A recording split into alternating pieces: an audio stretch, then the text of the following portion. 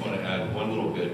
There's a segment of the Mexican economy, really export manufacturing, that is really not as influenced by the political changes afoot in the capital, but is a big motor of the economy. And really, that's another bullish story. And the reason is twofold. On the one hand, although the general news about the American economy is one of sort of stagnation and recession, the manufacturing sector of the United States has been doing very well, thank you very much, and has grown to a point where they've outstripped their access to skilled labor.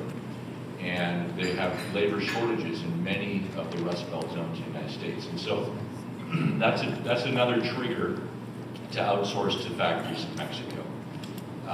Combine that with the fact that labor prices have been growing at over 10% a year in China for the last 3 years, and you're reaching a point of parity between the full cost of manufacturing in Mexico when you take into account not just labor but also logistics cost with that of China. And suddenly Mexico is a very competitive and demanded manufacturing zone. So you put those two together, and there's a good reason why everybody's excited about Mexico. Okay, everybody's liking Mexico, Peña Nieto on the Facebook page. Good to see. Good to see. Question number 2, Brazil. Brazil was everybody's darling a few years ago. Growth is now down, and people are talking more about the custo Brazil, the Brazil cost, than the growth pattern of the BRICS. At the same time, President Rousseff is opening up private sector investment in infrastructure like airports and highways, and there's talk of interest rates going down from a prime rate of some 7%. What will happen in Brazil in 2013? Lee, Jonathan. Okay, it's like reach for the top. Having just given you my passionate embrace of Mexico, I'm giving you a slightly more icy embrace of Brazil. Which is ironic because in the past I have actually been far more bullish on Brazil than I was on Mexico for many, many years. So this is all about context and who you are.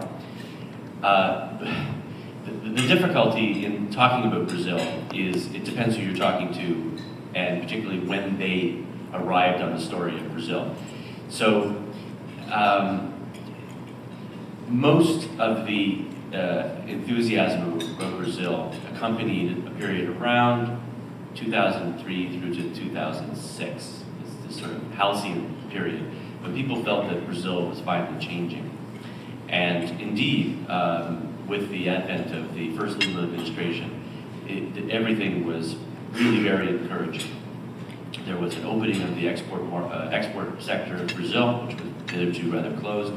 There was the improvement of social indicators through targeted spending. There was just a blossoming of the of tapping the endowments of Brazil and a lot of foreign investment. That typically resulted in higher growth, lower inflation, far better policy framework, and things that the Brazilians could be very proud of. Difficulty was that that was not the actual normal state of Brazil. That was an unusual state. It was an unusual state, the confluence of both political changes, policy thinking had changed, the globalization of the world had changed Brazil more than it changed the world. And all these things came together at a particular moment in time, and a couple of very shrewd decisions by a couple of people, including Lula and Pelosi. And you had this presto, this Brazil that people had been waiting for, and had been planning for, to be fair, under Cardoso for several years. The problem was that Brazil's never going to change its stripes. Brazil is a country that's way too big and thinks way too much of itself to augment or to change in some way its basic foundational idea, which is it is a statist, populist, and somewhat isolationist power. That's who they are. That's not a bad thing, and because they're so large and they have everything you could possibly want to buy, people will continue to invest, and I'm seeing people will continue to make money there. However, to think of Brazil as this breakout story that a lot of people back in 2009-10 would have thought, 5 plus 6, 7% growth, competing with China and India as a hyper-growth economy, one of the great BRICS, which increasingly means nothing. No, that's not the Brazil that we will see. It's not the Brazil that I think they even, in their heart of hearts, want, because that would be an open, more liberal, far more flexible Brazil, and that's not what we're going to have. So what do we have? What we have is an economy whose long-term potential growth rate is about 3%. It is 3% because it has far too much of the state in the economy.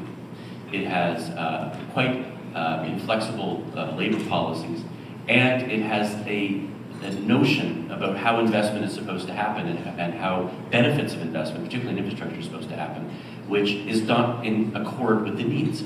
The needs are massive private foreign investment in infrastructure and other factors that will improve the long-term growth of the country. It also needs an inflation framework that is not going to undermine the long-term potential growth rate of the country. They don't have either at this point. They have things that approximate these things, but they don't have either. So what is the fundamental question that Dilma Rousseff needs to ask herself? And that is, can I lose a little bit of control for long-term growth? That's basically Brazil is going to produce reasonable growth. It's going to produce unbelievable scale and opportunities. And if you knew what Brazil was, you're perfectly satisfied with where they are. One last point. There are signs, just signs, that there's something of a realization of what I've just been talking about settling into the government.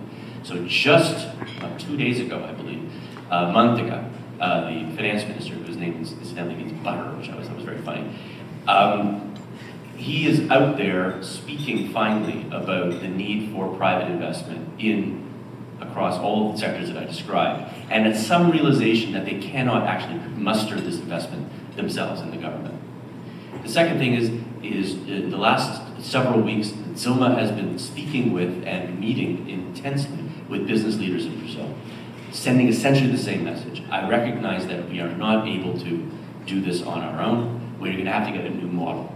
So there's been a lot of weakness in the PPP model in the past in Brazil, but there seems to be some understanding that the growth story cannot be purely produced by these government or policy-related levers.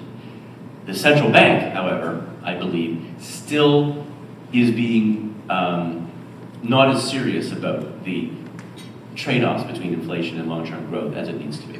That's the ultimate question. The ultimate question is, and this question was unfortunately raised by the lack of the formal independence of the bank way back when, under Lula, which was a failure in my opinion, that they never instituted that specifically. And we're learning the weaknesses of that now.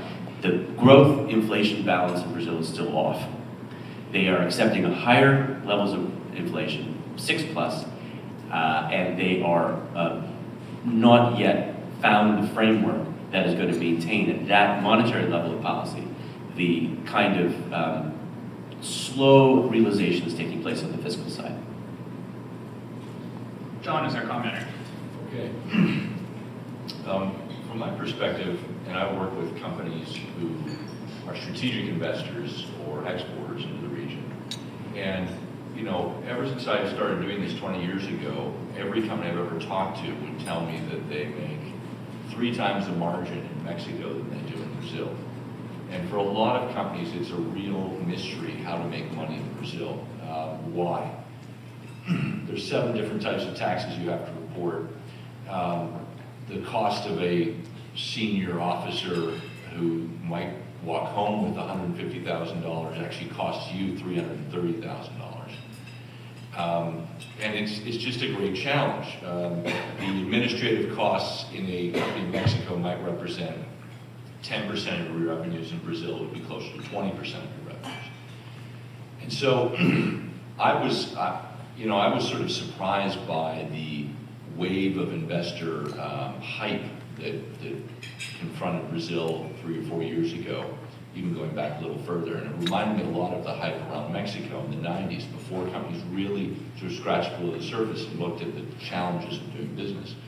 Brazil has so far to go to meet the reform path tread by countries like Peru, Colombia, and Mexico, and not to mention Chile.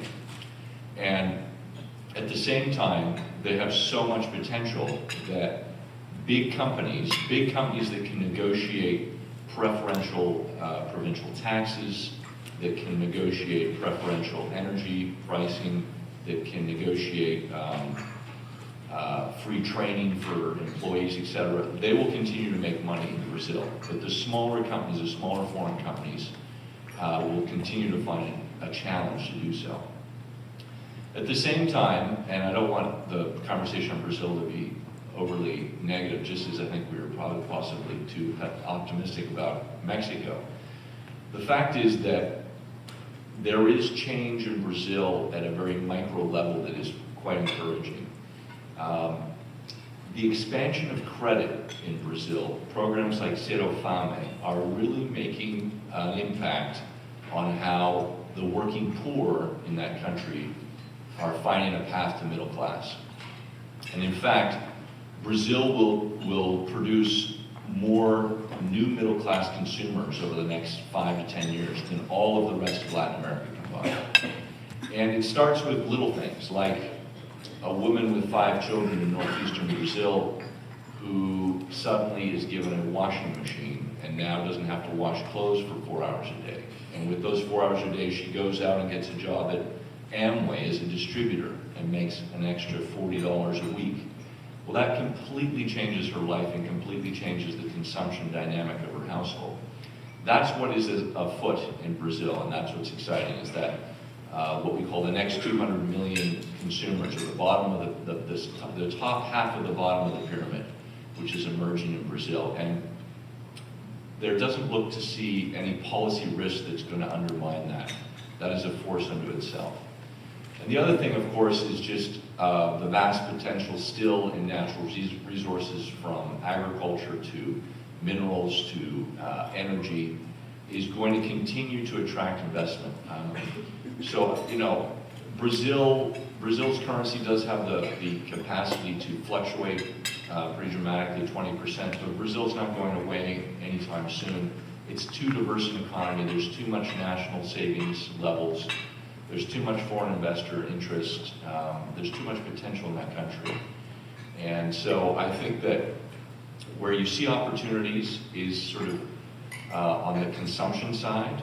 So retailing, banking, consumer goods, consumer services, you'll continue to see above average growth in Brazil. And at the other extreme, on the primary resources, where I think Brazil will continue to be challenged, is things like manufacturing, logistics, where those industries bear the full brunt of the custo brasileiro and all of the inefficiencies that come with it. But there are bright spots in Brazil. It's just, it's not across the board bright anymore. Great. John broke the rule last time, commenting on the comment, so I'm going to do it this time, actually, on Brazil. Just to mention, 1986, I lived a year in Brazil, did a year of high school. 1994, I went back for 4 months to Brazil, just backpacking, hanging out on the beach. And in 2008 to 2011, I was head of the political section of the CAA embassy in Brasilia. And the 2 points, first what John mentioned about the bottom of the pyramid moving up, just as somebody who's walked the streets of Brazil during those 30 years, it's unbelievable and beautiful to see just how much the life of the poorest people in Brazil has improved over that period of time. It's an amazing thing. The second point, Jonathan talked a lot about the importance of the central bank. I read something recently, I forget who said it, it was an obscure Brazilian economist, I think, who said it, and I really liked the metaphor he used. He said that Brazil, the central bank, there's an element of a recovering alcoholic in the way that they handle their interest rate policy. They've got the 7% prime rate. And does Brazil have a 7% prime rate because it should, because of its economic fundamentals, or does it because it went through all of those horrible years of hyperinflation and deficit and debt? And now there's an element where they think of lowering interest rates, and it's like somebody who was an alcoholic 20 years ago, and 20 years later somebody looks and says, ooh, we can't have a drink, right? And Brazil maybe is at the point where they're looking at having a drink or two. Jonathan's getting nervous because Jonathan's getting nervous about that, but I think there's room for the prime rate to go down, and they might try to make that move this year. And now Jonathan's nervous, is going to comment on the comment on the comment. Well, I will comment on Cute. I think they've already actually begun to nip into the whiskey, actually. This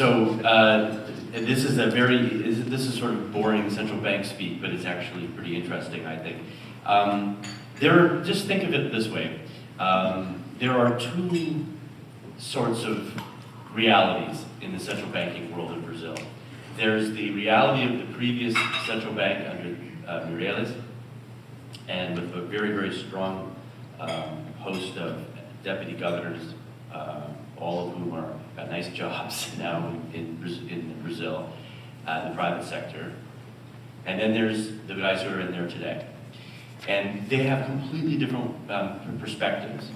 And maybe the recovering alcoholic really was the previous central bank, which their whole world was about rules-based policy making. I have this graph and that graph and this graph. By the way, very much influenced by the Bank of Canada, incidentally. Very rules-based. I can't do this because this hasn't happened and that happened. Everybody knows this, so the inflation expectations will be low because they know we wouldn't do this because, of course, they see this too, and blah, blah, blah, blah, blah. A very orthodox kind of central banking. My point is that that paradigm shift has already occurred, is my point. And the paradigm shift is now towards a more discretionary approach. And they will take more risks. Now, so far, the risks have not, the benefits of the risks have actually outweighed the costs. And I'm not making the point that the central bank is irresponsible. That is not the point I'm making. But they have a different approach. And that approach has more risks associated with it. Now, to be fair and to be more friendly to my friends in the central bank right now, they're in a very strange world. They live in a very strange world where, frankly, if they're nipping into the whiskey at the Fed and the ECB, they are like freebasing, okay? So the comparison for them is pretty stark. Meanwhile, Bernanke gets to go around and do the most wild and, frankly, the most almost unprecedented things, and they live in this world of global liquidity and flows and the so-called currency wars, which I don't believe in. That is why I think they feel they can take a little bit more of a discretionary approach, and I don't think that we can fairly criticize them for that. But it is a different approach. So that has already happened.